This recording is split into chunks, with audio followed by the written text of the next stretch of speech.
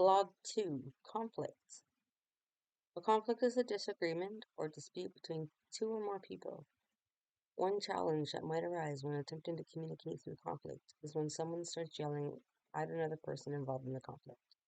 This would likely escalate the conflict as the other person tries to compete. Another challenge that might arise when attempting to communicate through conflict would be if a person stormed off in the middle of the conflict. This could be avoidance. Passive-aggressive behavior is another challenge when attempting to communicate through conflict.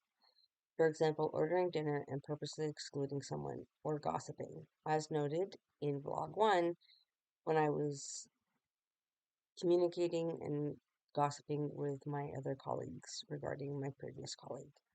Sometimes people can get defensive and have a difficult time listening to what the other person is saying. Parties involved could get emotional and have difficulty engaging in active listening or using strategies such as I statements, or could engage in harmful language towards each other. Nonverbal communication also plays a big role in conflict, so facial expressions, body language, and tone of voice could be a challenge if misread by one of the parties involved in the conflict. I have commonly engaged in accommodating the other person I have conflicted with to avoid further conflict. This began as a trauma response to early childhood trauma. While it was helpful as a child, it became problematic as an adult because it did not help resolve the issues between me and the other person, and only led to resentment. I often found myself avoiding, and recently have been acting passive-aggressively as well. These are not helpful practices as they do not lead to conflict resolution. They have been leading to resentment and additional conflict. An example of personal conflict is between my older son and myself over making dinner because I have COVID, and he was on his way out. He was asking how a dinner that takes 5 minutes could make me tired, and I yelled at him because I have COVID. After which he said he wasn't going to go out and apply for a job and stormed angrily upstairs. I then decided not to make dinner at all and ordered dinner, but only for myself and my youngest son. This is an example of both competing, as neither my son nor I were considering each other's needs, and I was asserting my own needs over his, and avoiding as my son walked away from the issue.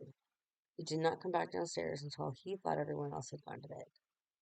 I've been learning to communicate using I statements and have found this approach to be more effective in initiating a conversation where we can work together to find a solution. I approached my son when I heard him out and apologized for my reaction, and we had a conversation about what could have been done differently. During conflict, my body can get tense and hot, and when I am engaged in a non-productive conflict, I feel angry, hurt, resentful, frustrated, overwhelmed, bitter, and disrespected.